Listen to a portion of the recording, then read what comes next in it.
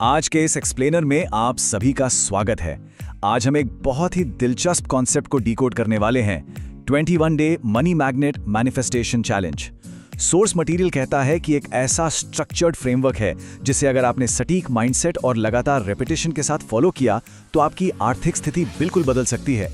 तो चलिए सीधे इसकी गहराई में उतरते हैं। आज के एजेंडा में हम इस पूरे फ्रेमवर्क को स्टेप बाय स्टेप समझेंगे।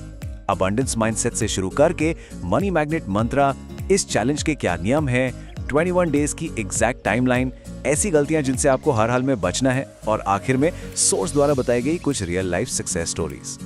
तो सबसे पहले आते हैं सेक्शन 1 पर, द अबंडेंस माइंडसेट शिफ्ट। अब देखिए, इस चैलेंज का सबसे कोर फंडा यही है, स्कैरसिटी यानी कमी वाले माइंडसेट से निकलकर अबंडेंस यानी प्रचुरता की तरफ शिफ्ट होना। हम अक्सर महंगाई या खराब किस्मत की शिकायत करते हैं, राइट? सोर्स मटेरियल का मानना है कि ऐसी शिकायतें दरअसल दौलत को हमसे दूर धकेलती हैं। इसके बजाय अबंडेंस माइंडसेट सिखाता है कि पैसा बाहर से नहीं, अंदर से आता है, और अपने सबकॉन्शियस माइंड को रीप्रोग्राम करके हम इस दौलत को अपनी तरफ अट्रैक्ट कर सकते हैं। आगे बढ़ते हैं सेक्शन 2 की तरफ, द मनी मैग्नेट मंत्रा।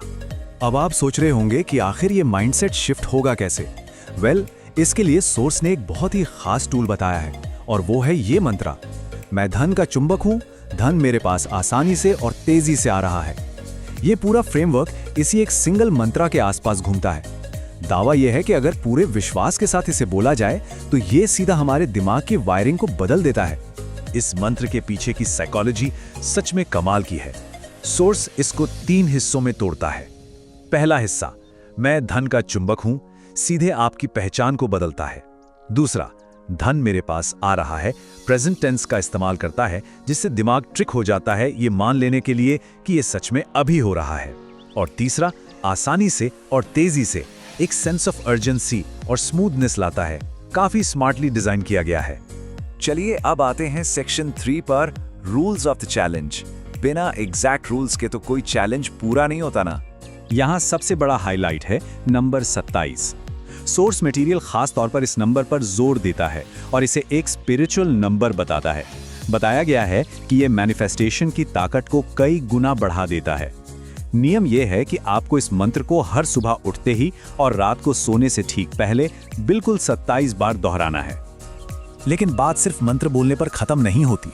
आंखें बंद करके वेल्थ की एकदम इंटेंस कल्पना करना भी जरूरी है, जैसे आप कोई लग्जरी कार चला रहे हैं या बड़ा हुआ बैंक बैलेंस देख रहे हैं।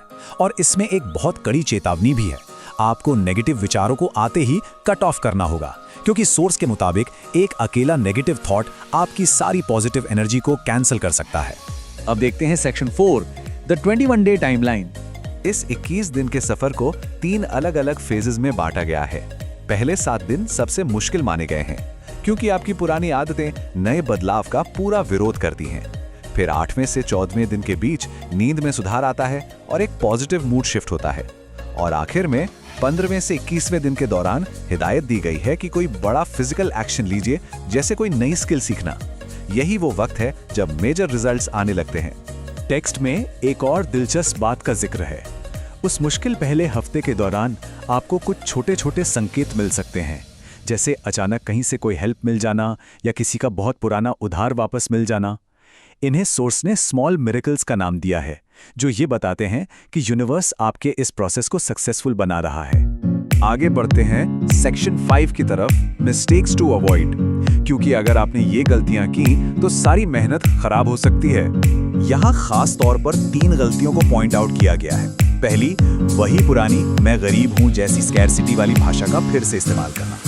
दूसरी, नतीजे अगर तुरंत ना दिखें तो थककर चैलेंज को जल्दी छोड़ देना, क्योंकि शुरू में यूनिवर्स आपकी एनर्जी को टेस्ट कर रहा होता है। और तीसरी, और शायद सबसे खतरनाक गलती, बिना किसी रियल वर्ल्ड अपॉर्चुनिटी पर एक्शन लिए सिर्फ जगह पर बैठकर मंत्र जपते रहना। बिना एक्शन के कुछ नहीं बदलेगा। और अब आते हैं सेक्शन 6 पर, रियल लाइफ सक्सेस स्टोरीज।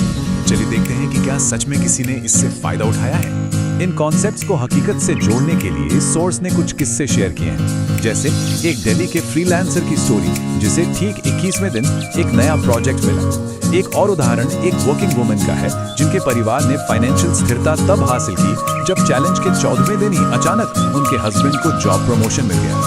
उस दिल्ली वाले फ्रीलांसर का क्लेम दरअसल बहुत ही पावरफुल है। ये चार्ट साफ दिखाता है कि 21 दिन पूरे होते होते उसकी आमदनी में सीधा 3 गुना यानी 3x का उछाल आ चुका था। ये इन दावों के आर्थिक प्रभाव का एक बड़ा विजुअल प्रूफ बताया गया है। लेकिन क्या 21 दिन के बाद सब कुछ बंद कर देना है? बिल्कुल नहीं। सोर्स का कहना है कि ये चैलेंज दरअसल एक परमानेंट लाइफस्टाइल चेंज की शुरुआत है। 21 दिन के बाद इस नई अबंडेंस एनर्जी को मेंटेन करने के लिए आपको रेपिटेशंस को थोड़ा कम करके दिन में सिर्फ 7 बार मंत्र जपना है। इसके अलावा आपको नए और बड़े लक्ष्यों के साथ एक नया 21 दिन का साइकिल शुरू करने की हिदायत दी गई है। साथ ही एक मैनिफेस्टेशन जर्नल मेंटेन करना और इस पूरी प्रैक्टिस को अपने दोस्तों और परिवार के साथ शेयर करना भी जरूरी बताया गया है, ताकि इसका असर और भी ज्यादा शक्तिशाली हो सके। तो आखिर में ये सब हमें एक बहुत ही गहरे सवाल पर लाकर खड़ा कर देता है। क्या सच में सिर्फ एक इंटरनल नैरेटिव को रोज दोहराने से फाइनेंशियल हकीकत पूरी तरह बदल जाती है, या फिर क्या एक स्ट्रक्चर्ड तरीके से लगातार 21 दिनों तक अबंडेंस पर फोकस करना दरअसल हमारे दिमाग को इस तरह से रिप्रोग्राम कर देता है कि हम अचानक उन रियल वर्ल्ड मौकों को पहचानने और पकड़ने लगते हैं जो वहां हमेशा से मौजूद थे? एक ऐसा दिलचस्प सवाल जो माइंडसेट और हकीकत दोनों पर नए सिरे से सोचने को मजबूर कर देता है।